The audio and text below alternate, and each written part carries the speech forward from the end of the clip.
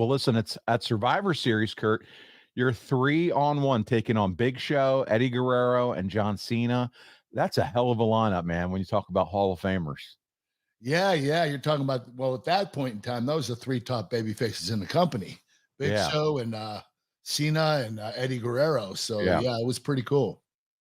And you get bounced around with Cena hitting the FU, Eddie with the frog splash, and Show getting the pin. They're just treating you like trash. Team Angle really didn't help or come through here, did they? Team Angle was useless. You Right. know what? But it was crazy because I felt like the butt of a joke, just like my meme. Here I Yeah. am getting bounced around by three of the top baby faces in the company, and then I get pinned and no help from Team Angle.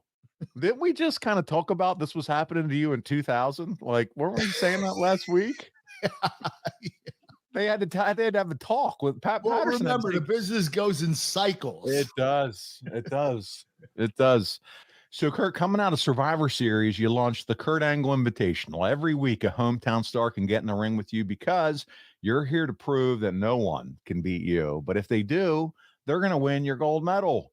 So, who comes up with this idea? The writers came up with it, and the reason why they did that is they wanted me to stay healthy. I was a little banged up, and they wanted to give me a little time off, and also they wanted me to get more heat.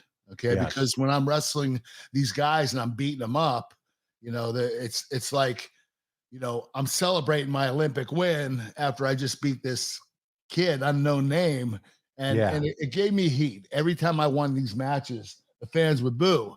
And if they would have ever won, I think the fans would have went crazy if one of these guys would have beaten me. Yeah, especially since they're a hometown, right? Everybody wants to get behind the hometown kid, Yeah, and especially you know when what? Whether he was from that hometown or not, they would say he was from there. they So just make even it if up, he was right? from New York and we were in Philly, it was hey, from Philadelphia, Pennsylvania.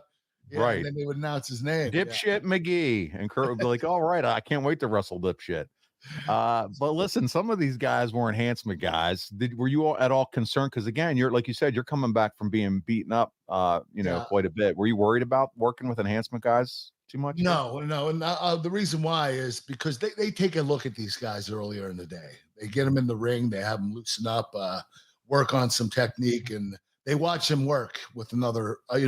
There's usually like 5 extras that we bring in, and 2 of them will wrestle each other, and then I'll pick the one that I Oh, okay. have the match with. So it's pretty much screened. So they make sure that whoever I'm facing is relatively safe. There you go.